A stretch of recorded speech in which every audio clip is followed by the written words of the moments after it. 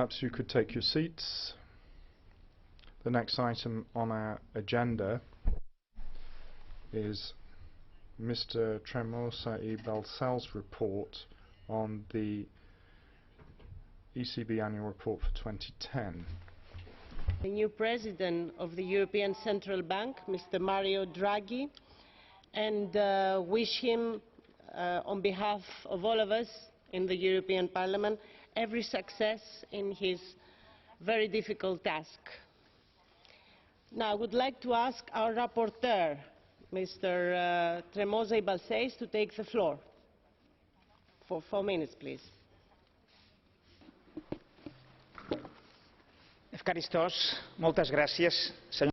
Thank you very much indeed, Madam President. Dear President Draghi, welcome to this Parliamentary Assembly. The shadows, assistants and advisors for their very good collaboration in this report. Dear colleagues, today we discuss the ECB report, which was largely approved in the Econ Committee last month. Concerning the debt crisis management, I want to welcome the ECB interventions in the markets. If necessary, I encourage continuing them in the next weeks. These interventions have saved the euro. Without them, now the situation would be worse. We also deplore the hesitation in the management of the crisis by the European Commission and by Member States, particularly in regarding those countries lacking reforms. That, many times, has pushed the ECB to act. We also express in the report the worries about the limits of the ECB interventions. Monetary policy cannot solve every problem. Every country is responsible of its own fiscal situation. We cannot ignore that in the balance sheet of the ECB there is a growing exposition to risky assets. The ECB is right now a lender of last resort. For the banking sector, the ECB is a lender of last resort since May 2010. There has been an unlimited credit flow from the ECB to Eurozone banks. Those banks have been buying huge amounts of public debt from Eurozone governments. This ECB massive help may have taken away or delayed incentives to make reforms in some member states. In the report, we voted to reinforce economic governance. I believe that fiscal discipline is a precondition for more European integration. I think that national and regional budgets should be supervised at the European level. The report we voted shares also Mr. Trichet's opinion, the need for a European Minister of Finance to coordinate a basic common fiscal policy and to enhance the effectiveness of the euro. This debt crisis shows that in a monetary union, fiscal policy cannot be exclusively left to member states. The report we voted also stresses the need for a European Treasury to relieve the ECB of its quasi-fiscal role. Until then, we suggest confining more tasks to the European Stability Mechanism. Mr. Draghi, I would welcome your views on these proposals. Finally, concerning transparency, I call for the publication of the minutes from the Governing Council meetings, as it is done in the US Federal Reserve, the Bank of England, the Bank of Japan and the Bank of Sweden. I consider this non-publication as a sign of weakness of the monetary union. We need public and individual accountability in the decision-making processes. In this respect, we will vote today for the publication of the summary of Governing Council meetings. We wish that the ECB will listen to the democratic voice of this chamber in this respect. Thank you very much. Moltes gràcies. Thank you very much, Mr. TREMOSA y BALCELLS. And now, Mr. President, as our rapporteur pointed out, we're looking very much forward to listen to your proposals. Thank you, Madam President. Thank you, Mr. TREMOSA. Thank you honourable members of the European Parliament, I'm delighted to be making my first appearance here as President of the ECB. And I'm honoured to present to you the ECB annual report for 2010. As the first thing, I wish to pay homage to my predecessor, Jean-Claude Trichet.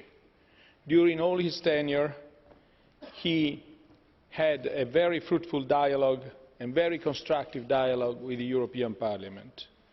And I intend to continue on this route with the same force, the same strength that he had displayed. Today's session is an opportunity for us to take a wider perspective on ECB policies. That way, I will also touch on a number of the broader themes of the resolution of the European Parliament. Let me begin with a few words on the main monetary policy decisions we have taken and the challenges we have faced during 2010 and 2011. As you know, the ECB's monetary policy is constantly guided by the goal of maintaining price stability in the euro area over the medium term. And when I say this, I mean price stability in either direction. This applies to both the setting of official interest rates and the implementation of non-standard measures. This autumn, tensions in financial markets have intensified again, with very adverse effects on financing conditions and confidence. Downside risks to the economic outlook have increased. The weaker degree of activity is itself moderating price, costs and wage pressures. It is in this context that the ECB decided to reduce its key interest rates by 25 basis points in early November 2011. Dysfunctional government bond markets in several euro area countries hamper the single monetary policy because the way this policy is transmitted to the real economy depends also on the conditions of the bond markets in the various countries. An impaired transmission mechanism for monetary policy has a damaging effect on the availability and price of credit to firms and households. This is the very important monetary policy reason for ECB's non-standard measures. But of course, such interventions can only be limited. Governments must, individually and collectively, restore their credibility vis-à-vis financial markets. Tensions in sovereign bond markets have been accompanied by stress in the banking sector, given the financial interlinkages between governments and banks. The ECB has taken several measures in 2010 and 2011 to ensure that banks continue to have access to funding sources. This has enabled them to continue lending to firms and households. Most importantly, the ECB has extended its policy of fully allotting liquidity demanded by banks at fixed rates against collateral. The maximum maturity of these liquidity providing operations was first extended to 6 months and then later to 12 and 13 months. A new covered bond purchase programme has recently been initiated with a size of €40 billion. In addition, liquidity in US dollars has been offered to banks for 3-month periods. Yesterday, in a globally coordinated action with the Federal Reserve, the Bank of Japan, Bank of England, Bank of Canada and Swiss National Bank, we have agreed to lower the price on US dollar provision in other constituencies, including the euro area. We have furthermore agreed, as a contingency measure, to establish temporary bilateral liquidity swap arrangements so that liquidity can be provided in each jurisdiction in any of the currencies, should market conditions so warrant.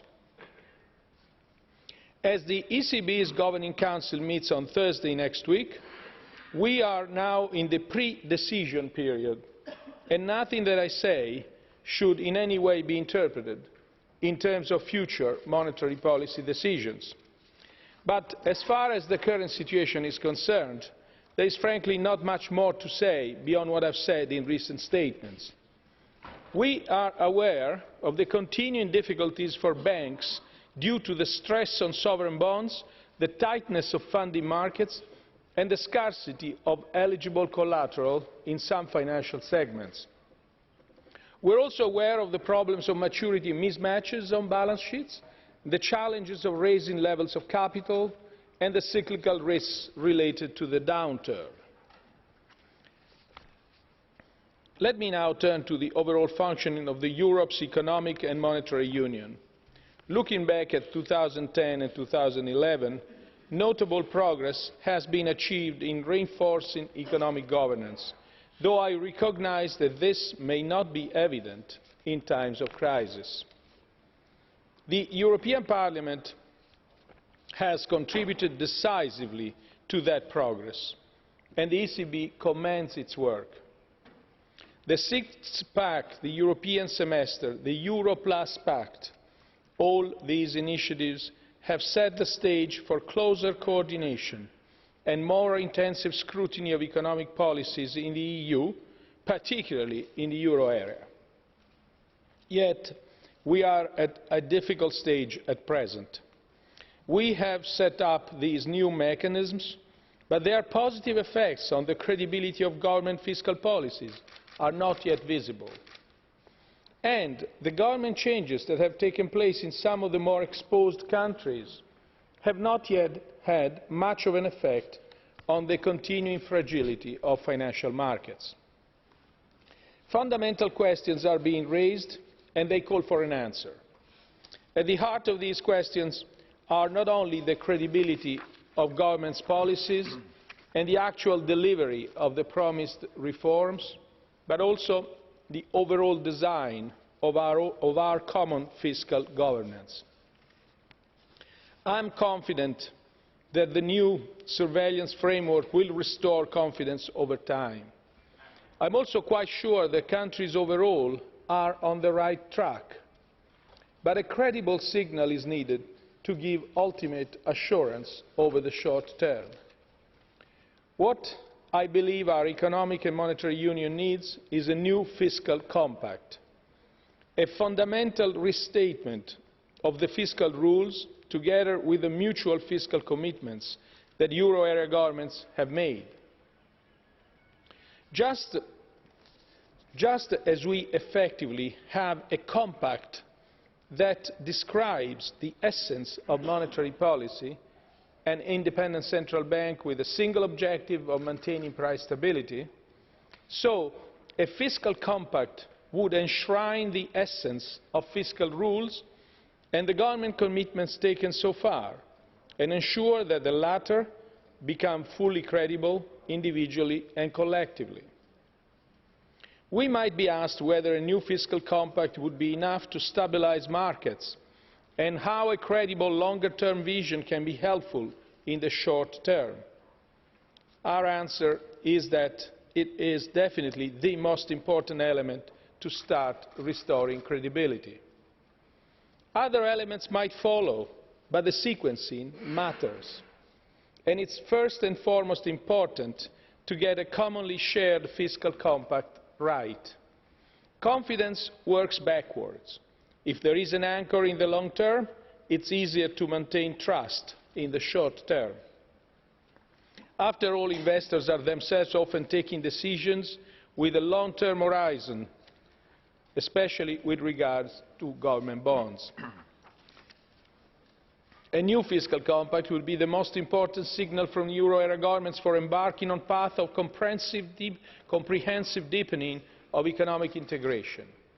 It will also present a clear trajectory for the future evolution of the euro area, thus framing expectations. On the precise legal process that brings out a move towards a genuine economic union, we should keep our options open. Far-reaching treaty changes should not be discarded, but faster processes are also conceivable. Whatever the approach, companies, markets and the citizens of Europe expect policymakers to act decisively to resolve the crisis. It is time to adapt the euro area design with a set of institutions, rules and processes that is commensurate with the requirements of monetary union. Thank you for your attention, Madam President. Thank you very much, Mr. President. You gave us a lot of food for thought and for comments. Now we are passing to our discussion, and I would like to pass the floor to Mr. Gay Mitchell on behalf of the PPE for 2 minutes, please. And may I thank the rapporteur and welcome Mr. Draghi on his first appearance here. I also want to welcome what he said about treaty changes and the need for faster responses. In addition, I welcome the ECB support for liquidity across the European Union, without which we wouldn't have been able to survive so far. But there are really serious questions facing us at this perilous crossroads in European history. And the issue of Eurobonds and the need for a lender of last resort is high on the agenda, whether that lender is the European Central Bank or the EFSF or some other mechanism.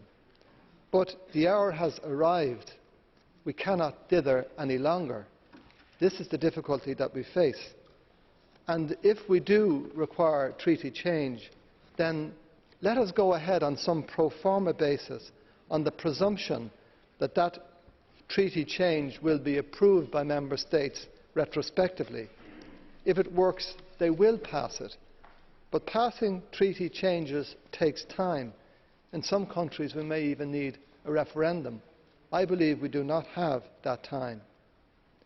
It may be said that there is a strict legal requirement, but this is like saying we can't turn the Titanic right or left because the traffic light does not permit it. Let it trundle on, crash, and we'll then put the lifeboats out and pick up whoever is left. The European project, and the euro in particular, cannot be allowed to go the same route as the Titanic. In natural justice, which in my belief precedes written law, our leaders must act now. We are in peril. This is not a job for politicians. It's a job for statesmen and stateswomen, and I hope that we will rise to the occasion.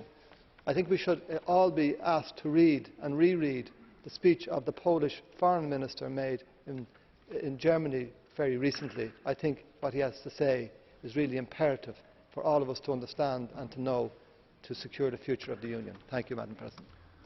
Thank you very much. And our next speaker is Mr. Chountis, and you have 2.5 minutes. Mulțumesc, domnule președinte. Thank you, President. President Draghi, welcome to the European Parliament, dear colleagues. First of all, I'd like to thank Mr. TREMOSA for very good cooperation we've had in coming up with this report. In these times of instability, the ECB role is going to be very important. Its activity will be to counter turbulence in the financial markets. But I don't think it's been enough so far. We've got to make sure it continues to be independent, and this bank should be a lender of last resort for the countries of the Eurozone, so it can fight speculation and make sure that crises aren't just made worse. Now, if the bank takes over this crucial role, this will increase confidence in the Eurozone as a whole. An important task of the ECB will have to be amplified with more radical duties.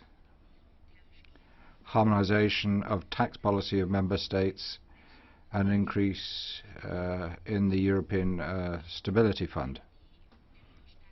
I do welcome the Commission's proposal of November that Euro member states be brought together in that framework. That's very important for the stability of the financial markets. We really need to get to confidence, and that will decrease the overall costs of debt and at the same time bring in liquidity for the financial markets in Europe. Finally, I'd like to say just one thing. It's something I 100% believe in. Without general tax policy, we won't be able to have a single currency in the future. Thank you. Thank you very much. I now turn to Mrs. Goulard, and you have 2 minutes. Merci, Monsieur le Président. Thank you, President. Good morning, Mr. Draghi. Very pleased to see you here again. I would have liked there to have been more colleagues here to pay tribute to you, in fact. On the independence of the ECB, I think it's important that Mrs. Merkel, Mr. Monti and Mr. Sarkozy have reiterated that this is an important point. We're attached to it here in the European Parliament. It gives you more responsibility and within the Governing Council as well, but we are happy to give you that confidence to take those decisions. All the speculation that on what the ECB needs to do and ought to do, but also the question of the internal speculation seems to be something that is hurting the euro and confidence as well. On communication, it's absolutely straightforward and obvious that there should be a debate, a lively debate between the Council and the governors. But once the decisions are taken, I would prefer that there would be a collective team spirit that support those decisions. This is where the European interest should be defended above any national proclivities. And of course the problem at the moment is not publishing minutes, it's a question of people going back to their national press and maybe not towing the line as to what's been decided collectively. People say that women talk too much, but I think there are technicians of a male gender who could maybe keep stum a bit more than they do. So, having paid tribute to you, I think it's good that we should have a single agreement, single treaty, a single currency, and I'd like to see the concerns on discipline are things that are important, and I think you need to look to your own house to see how we can improve the unity of the central bank. Good luck in what you have to do. We're counting on you. Thank you very much. I now give the floor to Mrs. Swinburne, and you have 1 minute. I'd like to congratulate President Draghi on his new role and wish him well in these turbulent times. However, the debate currently raging between Chancellor Merkel and President Sarkozy and others concerning the future role of the ECB needs mentioning. Above all else, the independence of the ECB needs to be upheld, particularly in times of crisis. Credibility is key. If Eurozone members want the ECB to act as the lender of last resort, they should legitimise this role as soon as possible. The ECB should not be a political football for point scoring between national politicians. Perhaps, as well as looking at the measures other institutions should or shouldn't be taking, member states themselves should be looking to get their own houses in order, and I include Eurozone and non-Eurozone members in this plea. We passed the six-pack on economic governance 2 plenary sessions ago. Member states should be looking to implement them as soon as they can, introducing credible and robust measures suited to their own countries to bring their budget deficits back down to acceptable levels. Credibility really is key. Thank you very much. I now turn to Mr. Chountis, and you have 1 minute. Thank you, Mr. President, colleagues, Mr. Draghi. The ECB price stability objective, regardless of the effects on the real economy, has turned out to be a disaster. I have said this in the past, and it's in the report as well. The role of the ECB needs to be changed in the wake of a wide-ranging debate. As we discuss 2010, well, in 2010, the ECB said we should not We should keep high interest rates and not reduce the profits of the speculators. As for the independence of the ECB, that is extremely questionable.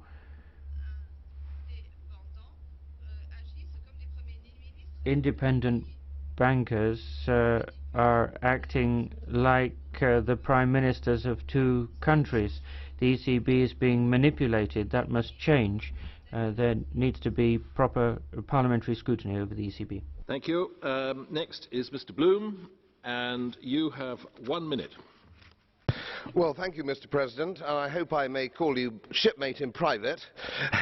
And welcome to you, Mr. President of the Bank, and thank you for turning up, even if nobody else has. I've had a look at this, actually, and it seems to me, I've read this report, probably unlike most of my colleagues, power to suspend credit ratings, a European Monetary Fund to exclude the IMF, a single European Treasury issuing Eurobonds, a single European Finance Minister, all of which, of course, will be unelected.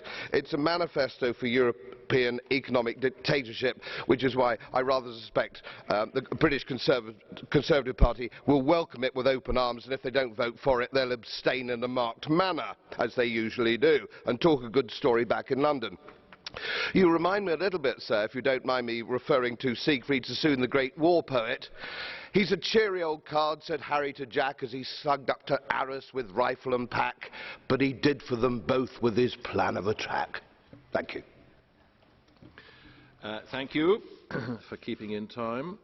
The next speaker is Mr. Mölzer, and you have 1 minute.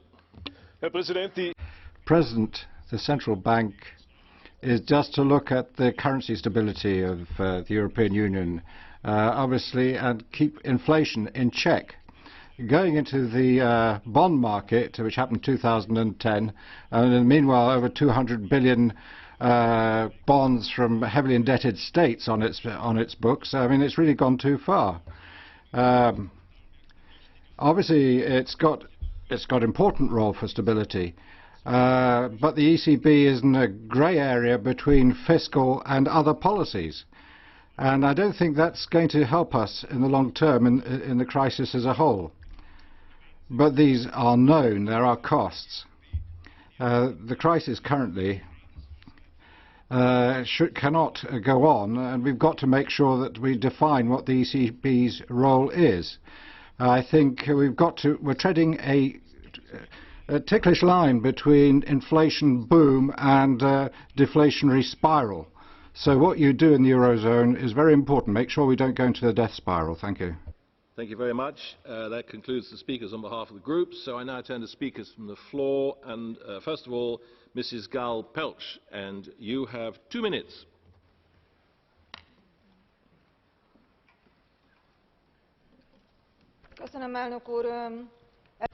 Thank you very much, Mr. President.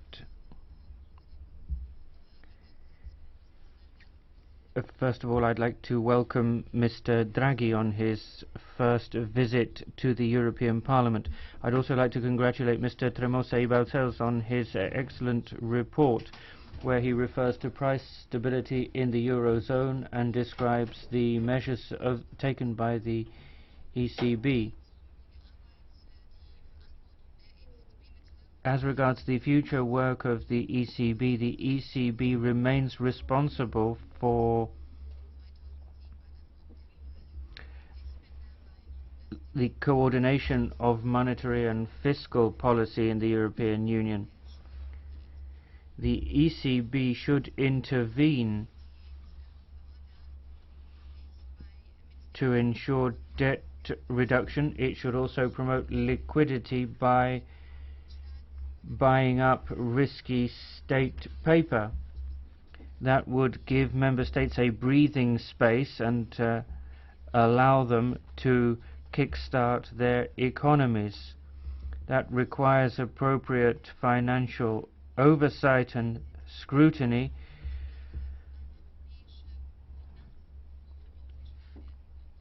and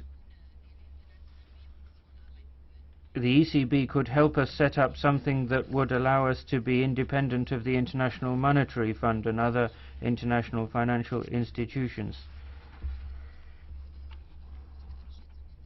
I also think we need impact assessments of the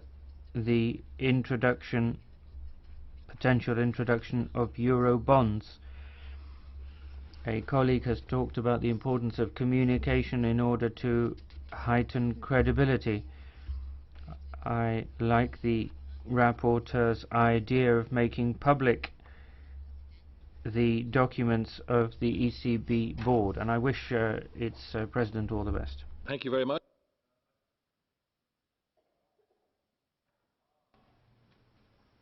Mrs. Gál-Pelcz, Mr. Bloom here is waving a blue card. Will you take his question?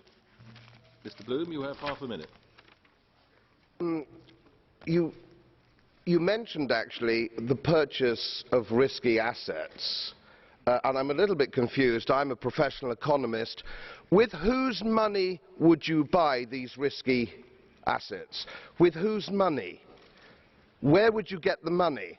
Is it from old age pensioners in Yorkshire, my constituency, on £100 a week? Where are you going to get the money to save this already failed project?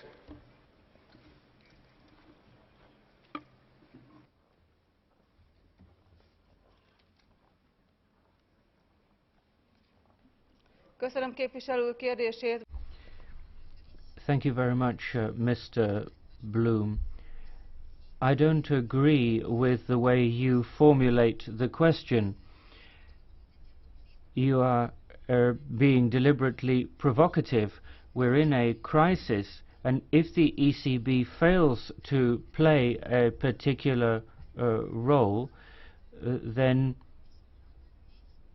your question can be reduced to the bare facts. It's not about whose money you're buying the risky bonds with. I think we need to build a solid fiscal base. The European Union is struggling to get out of this crisis, but I don't want to discuss the fall of the euro with you. Thank you very much. It would be amazing if Mr. Bloom were not being provocative. Next is Mr. HOANG NGOC, and you have 2 minutes. Ladies and gentlemen, President of the European Central Bank, this annual report finally has allowed us to drop some taboos. It allows the Commission to set up a European credit rating agency and temporary suspension of ratings of those countries receiving aid from the Union.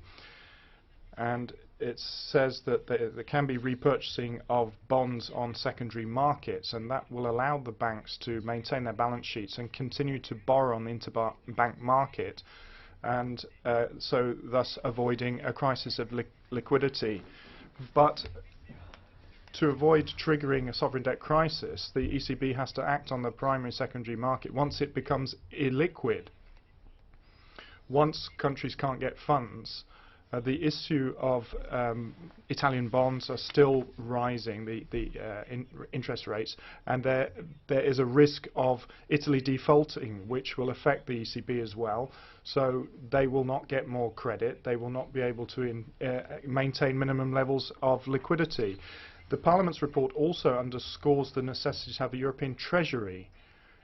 That would have to have the power to emit federal bonds at a lower rate, as the US can do. The ECB should be able to act as the US and the UK can in buying up bonds. These countries are financing themselves with the lowest possible rates and without having effect from the rating agencies. We've moved on from the 20s in Germany, the 1920s. The capacities of production are underutilized at the moment. There's no inflation because of demand. There's no inflation because of costs, because of wage modification, and because of the economic cycle affecting the costs of primary commodities, because of speculation. The time is to be bold. We need to talk about the idiocy of the orthodoxy that we've applied elsewhere. Thank you very much. Next is Mr. Strejček, and you have 1.5 minutes. Dobrý den, pane předsedo. Good morning, Mr. President, ladies and gentlemen. Today's debate, and not just today's debate, is all about whether the Treaty of Lisbon needs to be changed, whether we need more or less independence for the European Central Bank, and whether we need a European Monetary Fund. I think a more general question needs to be asked. I think that's much more important. This is a crisis. Is this a debt crisis, or is it a crisis of the euro?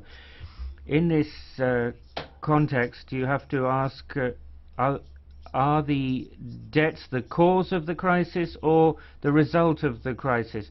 Are these debts that have been run up over the past couple of years, or are these debts that have been run up over the past 2 decades?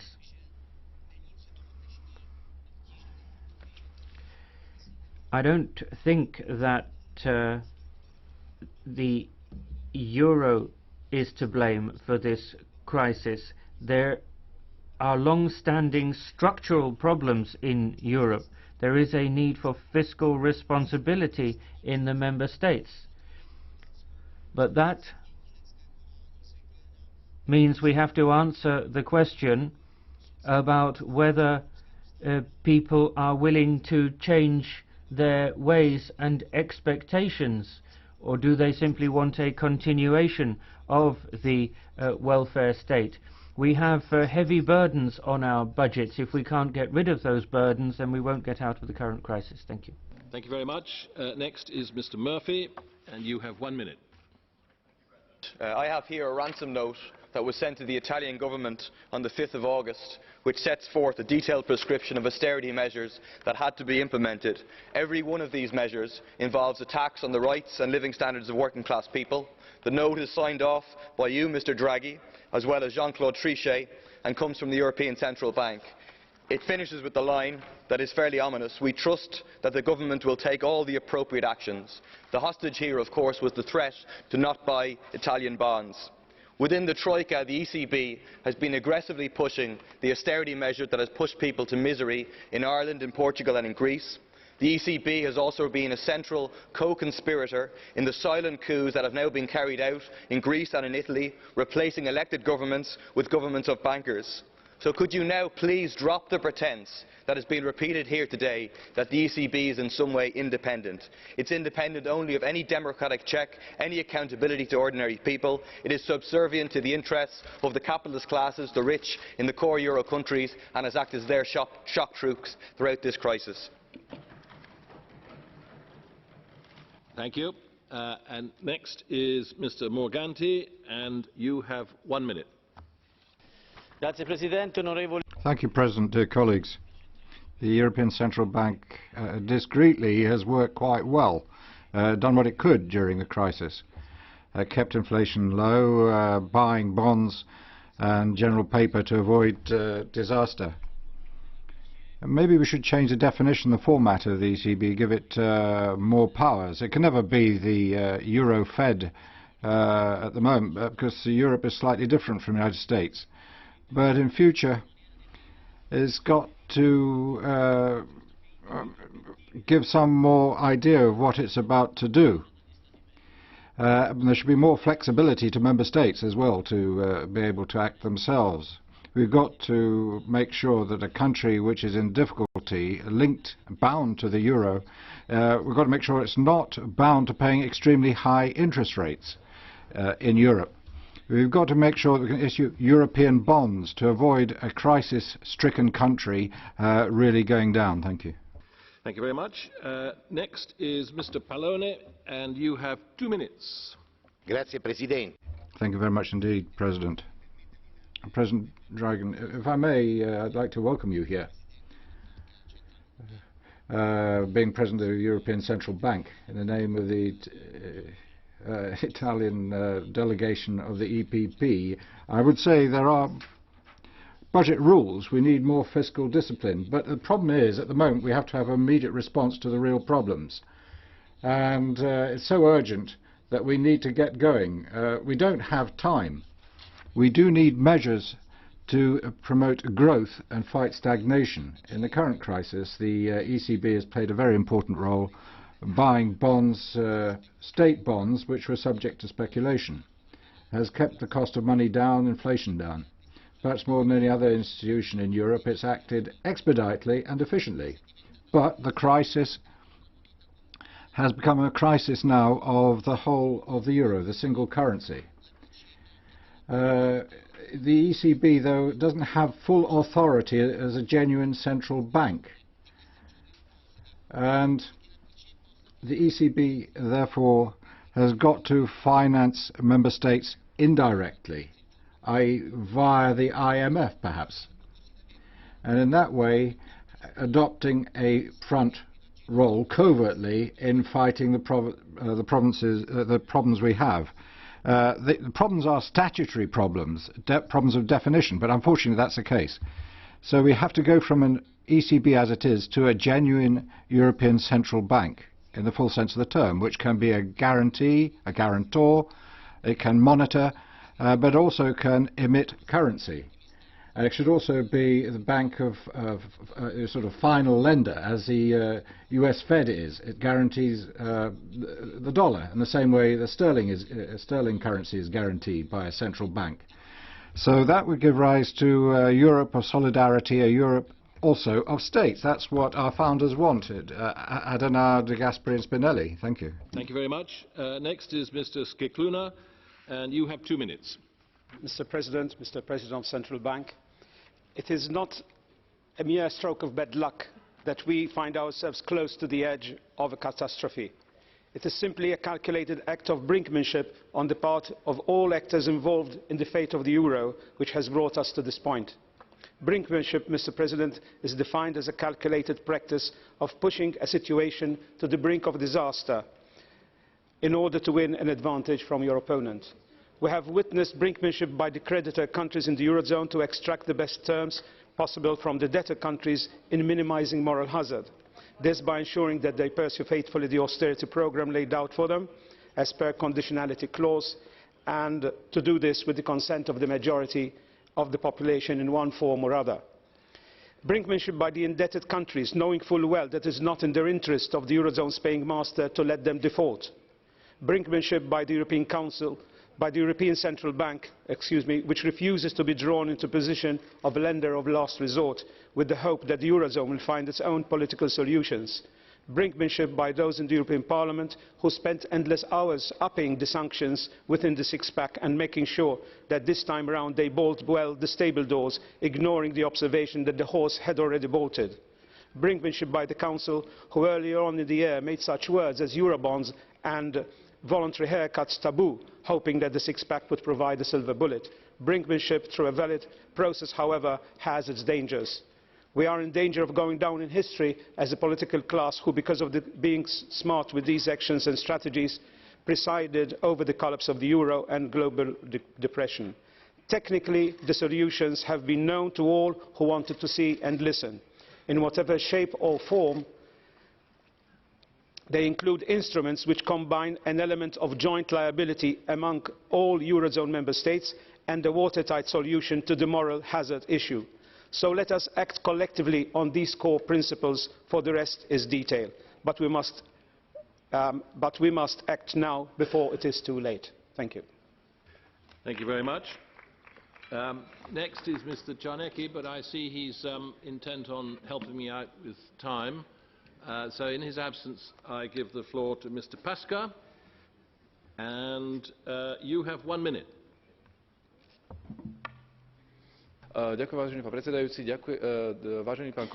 very much, Mr. President, Commissioner, Governor. In 2010, the European Central Bank, in the face of the disagreement of a number of countries,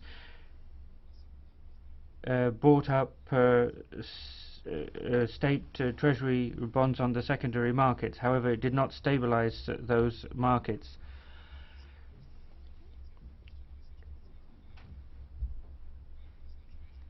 The figures show that the totality of the bonds purchased is such that the bank is not able to stabilize the financial system. If unsuccessful financial intervention continues, that would mean quantitative easing and a fall in purchasing power in the Eurozone. That means the European Central Bank needs to be more sensitive, defend its currency and price stability in the Eurozone better. Thank you very much. And I now give the floor to Mrs. McGuinness, and you have 2 minutes. Mr. President, and I thank the rapporteur for his work on this report, although the focus of the debate is less about 2010 and more about the future. I welcome Mr. Draghi to the European Parliament, and the name of your predecessor, as you will know, Mr. Trichet, is a household name in Ireland, and I dare say your name too will reach that status, if not already. Although I note yesterday that our Finance Minister, Mr. Noonan, said that you were a man of fewer words than your predecessor. But I want to thank you for your words here this morning. They were considered, as we would expect from someone in your position, but they were very clear. And they were spoken, I think, with the solemnness that is required of all of us on this occasion. We do need to restore confidence. It is a very difficult thing to do once it is sundered. And I look at Mr. Bloom here, who asked questions and constantly does, as you do in a democracy. And I would say, be careful what you wish for, because this is not a problem for the European Union or for the Eurozone. The problem we have is a global one. And if you get your wish that the euro should fail and that this House should fall, your country too will face incredible problems. And I would like that in the heat of debate we realise the significance of words on the efforts to restore confidence. This is about people I represent who need to know that those who are elected and in power will do the right thing on their behalf. And yes, I will take a question, but bear with me, I'm not finished yet. We need to move away, and I think we have, from the blame game that has happened of the past, because we now know that this is a much bigger problem for all of us. And we do need that the euro succeeds and that the ECB is part of the restoration of both confidence and new measures that we will require for the future. Apologies for going over time, President. Well, I think you had some excuse. However, we now have Mr. Bloom has offered you a blue card and you've accepted that already, and Mr. Mitchell has proffered a blue card. So are you willing to accept his as well? Yes, that's another minute, isn't it? Mr. Bloom, half a minute. I certainly don't want it to fail, but there's a feeling among the House that we have been hit by an asteroid or a tsunami, that this isn't a problem of our own making. The reason the country and the European Union is in a shambles over the euro is of our own making. We have brought this upon ourselves. It isn't an act of God. When will this House wake up to the fact we've done it to ourselves? Wake up, I beg you. Well, we'll take that as a question. Mrs. McGuinness. And taking my own advice, let me be calm. I couldn't agree with you more. But it therefore requires that if we caused the problem, we have the capacity collectively to resolve it. Shouting really doesn't work. It gets you heard, but nobody listens. Thank you. Wonderfully concise reply. Mr. Mitchell.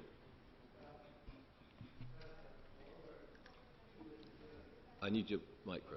I wonder if Ms McGuinness, Mr. President, would agree with me, given the experience we've had in Ireland with economic commentators at the height of the Celtic Tiger and since, that using the word professional and economist in the same sentence is totally unacceptable.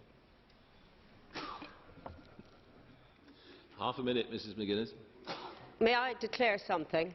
I am an economist, an agricultural one, that is said. I take Mr. Mitchell's question very seriously, and this is why I would ask that everybody who chooses to be involved in this debate considers the consequences of their comments. It is okay in the public house to pontificate and swallow your last drink and go home. In this chamber and elsewhere, it is important that we use words, don't throw it at me please, that we use words that mean something and that we follow them with action. Thank you. Thank you very much. And your words are so provocative that Mr. Rübig has waved a blue card and would like to put a question. Will you accept a blue card from Mr. Rübig? I think this will have to be the last. Mr. Rübig, half a minute. Ja, ich möchte mich Well, thank you very much. I think for some people in this House it would be better if they developed their own personal currency and then they could spend it as they want. But in practice, it just doesn't work.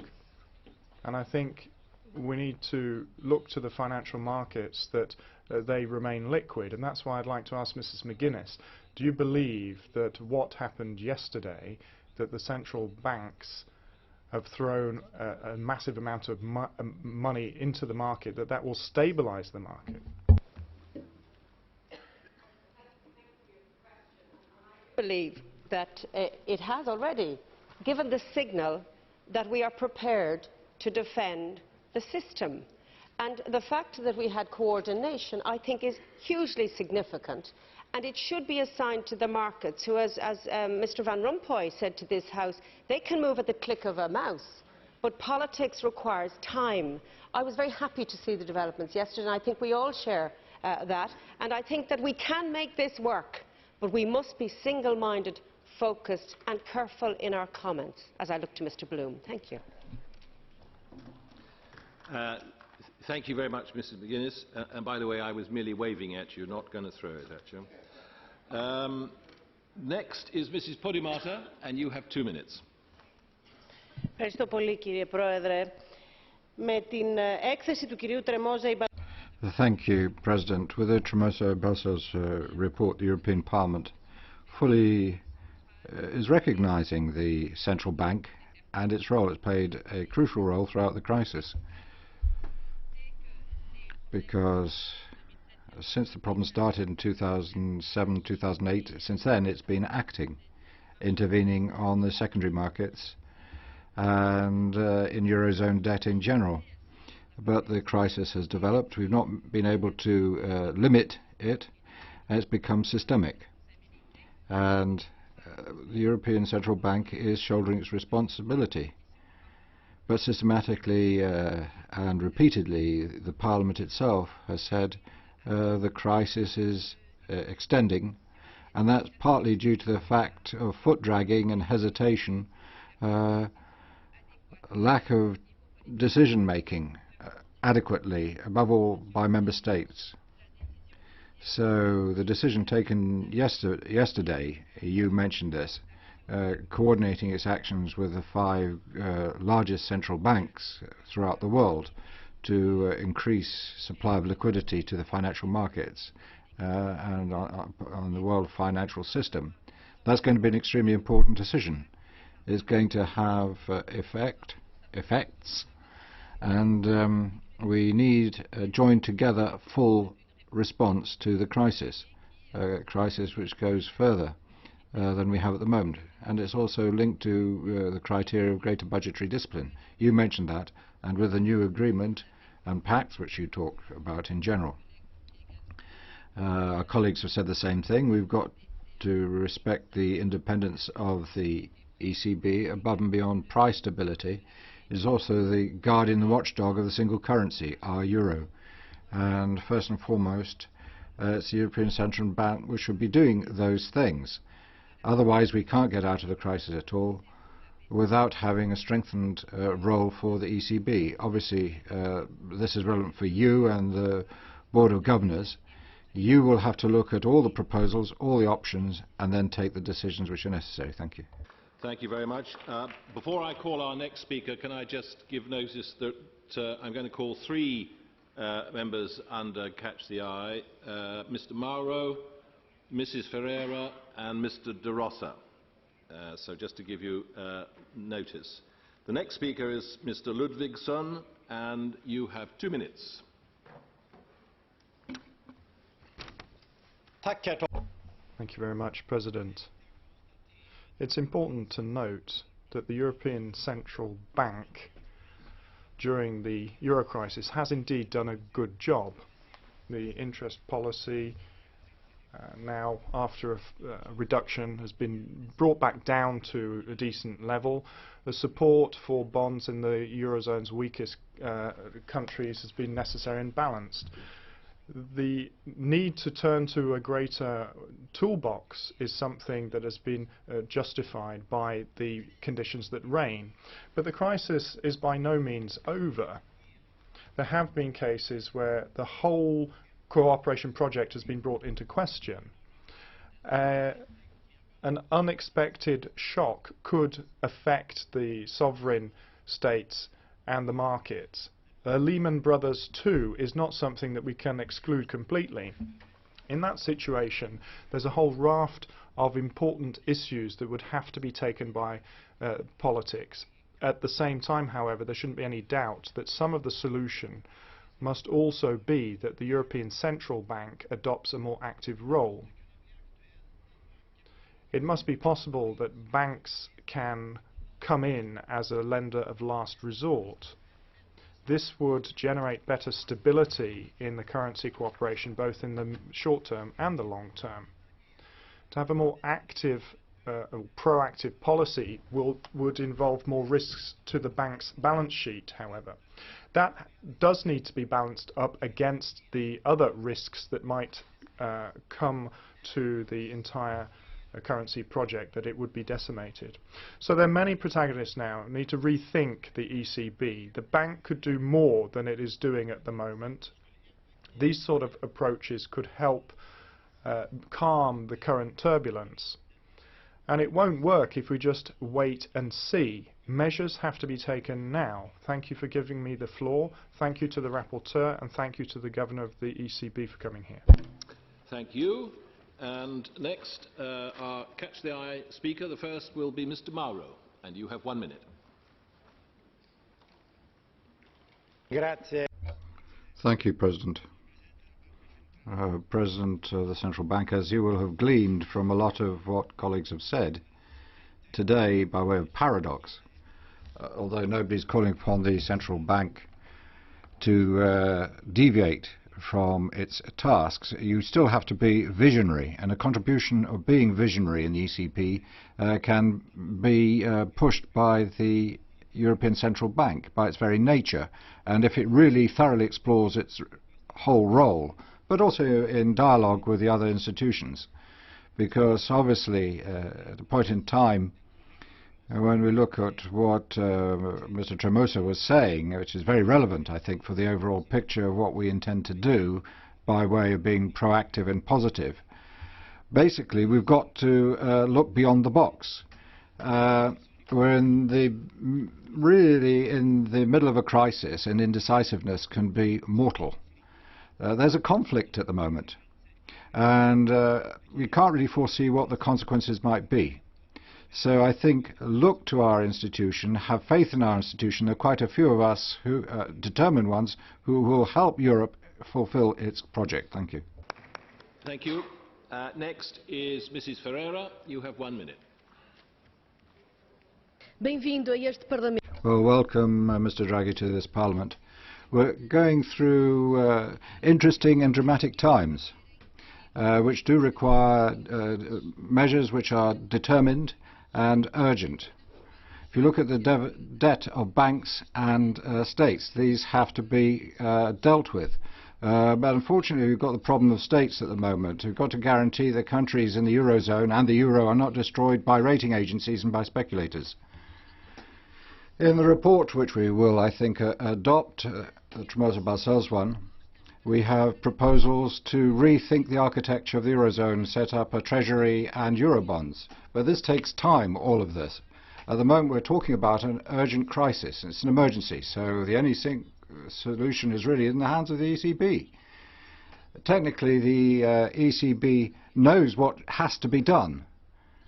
But today, when you act and in your actions, you shouldn't just limit yourself and just keep strictly to the mandate, because your general mandate is to safeguard the euro not to tackle inflation as such, but to save the euro. What we have to do is, and this is what the Parliament and the citizens need, is that you give them reassurance, courage to you, Mr. Draghi. Thank you very much. And the last speaker under Catch the Eye, before I give the floor to Mr. Draghi, will be Mr. De Rossa, and you have 1 minute.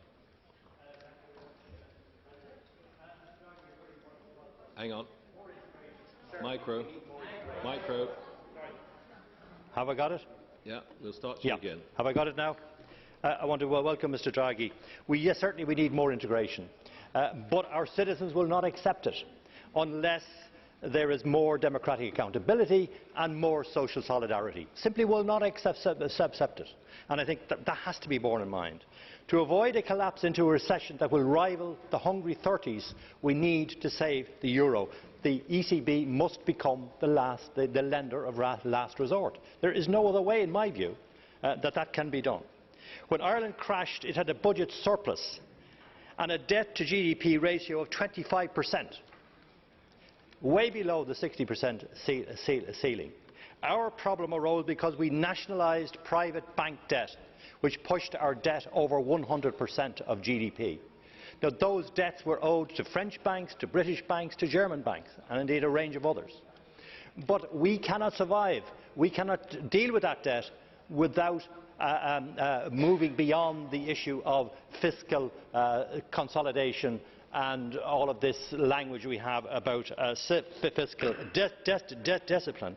We need growth in Europe, we need Eurobonds, and I believe most of all we need a commitment to solidarity. Thank you. Thank you very much. That concludes the speakers from the floor, and it's my pleasure to give the floor to Mr. Draghi. And can I take this opportunity of wishing you well in the challenging task you face. Mr. President.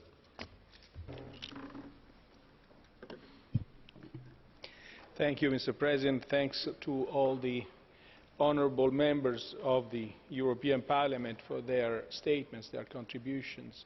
And let me say at the very beginning that I look forward to sharing views, to exchange opportunities, to look together at the present situation, to reflect together at this very difficult contingency. I think many of your statements really are under one heading: how do we reconstruct confidence in the euro area? And this process will have three pillars. The first one is what I called to the settling of an anchor in the long term. This redesign of the fiscal rules, of the fiscal compact, whereby by this word one would mean an agreement. An agreement of new fiscal rules is necessary to create the trust for all countries that are members of the euro area. Now, this design has not been completed. I think the next few days will be very important to tell us whether we'll make progress on this path. This is very, very important because, as I said, this gives the trust, the long-term trust that is necessary for the other two pillars. By the way, for the other pillar, which is the design of a financing mechanism within the euro area. We have the EFSF. It's a design in which we have to put our confidence that it will work, but still some steps are needed, as we all know. And the third pillar is the national economic policy response. And frankly, we are seeing a lot of improvement on that front. As I said before, I do believe that countries are nowadays on track, even though we see a good future, but we have to be aware that in the end what matters is the delivery of the proposed reforms. Reforms that, I don't want to be mistaken, don't have to be focused only on the budget and the budgetary issues, but they also have to be structural reforms, reforms that enhance competitiveness and growth. So these are the three pillars that we have to, upon which confidence can be reconstructed. What is the role of the ECB in all this? I've been asked. Some of you said the ECB should do more. Some of you said the ECB should do less. The ECB, let me start saying the ECB can act within the treaty. So the ECB should not be asked to do things that are not within the treaty. The ECB is the lender of last resort for solvent banks. The ECB has created an enormous amount of liquidity, and we see that this liquidity is now being redeposited with the ECB deposit facility, which means that it's not so much the amount of liquidity that matters, but it's the fact that this liquidity is not actually circulating through the banking channel, through the financial system, through the credit channel. So, in our view, now, the most important thing for the ECB is to repair the credit channel in a way that this liquidity can actually finance the real economy, the SMEs, especially the small and medium-sized enterprises are now under difficult conditions because they are the ones who mostly need the bank's credit. The large corporations are, on average, generally speaking, able to access capital markets on their own, so they are less dependent on the banks. That's why we have to make sure that the credit channel will start to work again. And we have observed serious credit tightening in the most recent period, which, combined with the weakening of the business cycle, doesn't bode at all well for the months to come. So I think this is one of the first. Also, some of you said about the SMP. The SMP, the Securities Market Programme, should be more active, less active. Let me say that the rationale for having, and I did say this a moment ago, the rationale for having the SMP active is that you want to make sure that you repair the monetary policy transmission channels. It's not to create liquidity. It's not to subsidize governments. It's to repair the monetary policy transmission channels. That was the rationale with which it started, and that's still the rationale with which we employ it. And by itself, it's a non-standard measure, and therefore, by itself, it's going to be temporary. It's going to be limited. It's not, let me be clear about what I mean by limited. It's not eternal, and it's not infinite. So we have to understand that the ECB can act within the treaty. And it would be a mistake to have the ECB acting outside the treaty. It would be not legal, but also a mistake, because it would, especially in some parts of Europe, it would undermine the credibility in the ECB, which nowadays is the strongest signature in the Union. So, in the Union, in the Euro area.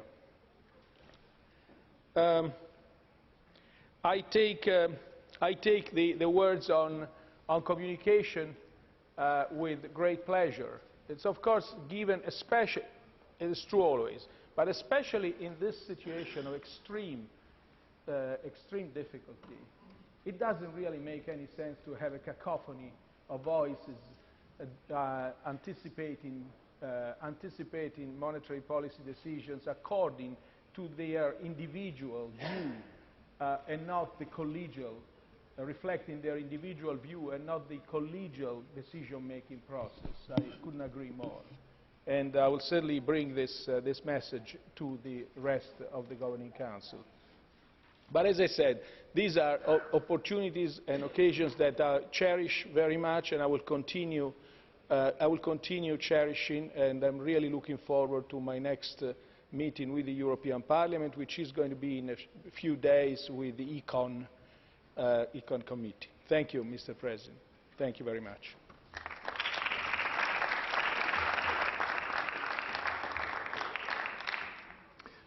Thank you very much, Mr. President, Mr. Draghi. Now, to conclude our debate, I turn to the rapporteur, Mr. Tremosa, and you have the floor for 2 minutes, sir. Moltes gràcies, senyor president. Thank you, President. Dear President, dear colleagues. Your contributions to this debate. Mr. Draghi, the ECB has rightly intervened and has prevented a bigger disaster. The ECB has saved many Europeans from living again massive bank runs. It seems that financial markets don't trust the Eurozone as an irreversible monetary union. However, the pressure of the financial markets can help to force the most indebted countries to curb their budgets and to increase their competitiveness. This crisis is an opportunity for more fiscal union to underpin the monetary union. The old nation states have to lose a part of its fiscal sovereignty. The European crisis is also a political crisis. European citizens have discovered that the European Union doesn't have its own instruments to act against a huge crisis. The European Union doesn't have its own resources to develop its own policies. The European Commission has been greatly weakened, also by a lack of democratic legitimacy. Its president should be one of the members of this parliament. Mr. Draghi, good luck, good work. More than ever, in the ECB we trust. Thank you very much.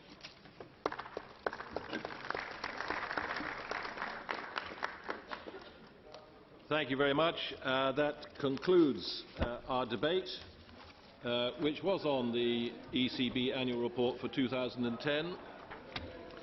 And the vote on the report will be at 12 noon today.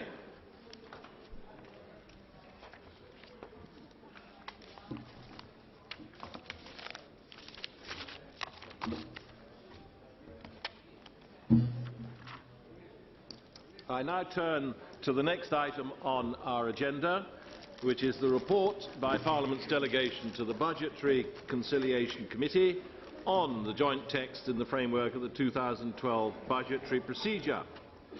And our first speaker will be Mr. Lamassoure, who is Chairman of Budgets, and you have just a moment. Could I encourage Mr. Draghi and his colleagues perhaps to, could I encourage you to discuss outside? It's good that you are welcomed, but we need to move on to the next debate.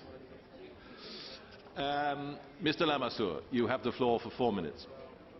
Oui. Merci, Monsieur. Thank you very much, President. As you well have noted, the previous debate has been quite influential on the conclusions of the negotiations on the budget for 2012.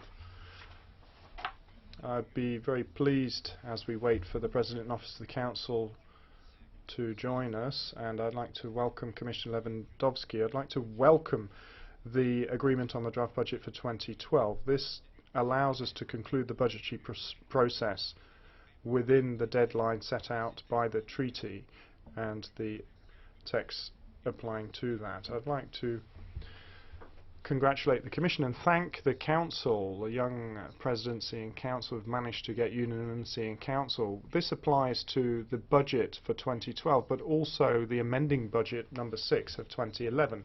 I'd also like to congratulate our rapporteurs. They can tell you what the most important points are in the budget for this Parliament. In this time of crisis that we've spoken at length about now, we've managed to combine the two objectives which would appear to be paradoxical but necessary. On the one hand, reducing operating costs while looking to the future and maintaining expenditure to make sure that we continue to support economic activity, not just in the future but now as well, while assuring competitiveness in the future. At the same time, however, there are two lessons we need to draw from what has happened here. First of all, we cannot continue to negotiate things in reverse, starting with payment appropriations when political decisions are translated by commitment appropriations. The European Parliament would like the three institutions to work together from scratch in the coming months to bring up to date the needs in terms of appropriations and go through this line by line to make sure that the examination for the budgetary procedure for 2013 is characterised by an informed debate without having a freeze, a haircut across the board for the third year in a row. Secondly, we cannot finance the European budget through national contributions alone. As of Monday next, we'll start negotiations between the Council and the Parliament with the Commission on new own resources necessary to finance the European budget by reducing the national contributions. For the Parliament, I've said this in the past and I'll say it again here formally, there will not be an agreement on the future financial framework without a political agreement on a return to a financing by own resources. I've heard here and there that people are raising their voices saying this is budget federalism. Well, if you call it that, then maybe if those are the wishes, we can translate it into a European reality. Thank you. Muchas gracias, señor Lamassoure. Thank you, Mr. Lamassoure. And now, for 3 minutes, Mrs. Balzani, please. You have the floor. Thank you very much indeed, President. On the 18th of November, the European Parliament and the Council struck a common position on the budget 3 days in advance of the deadline, actually, for conciliation.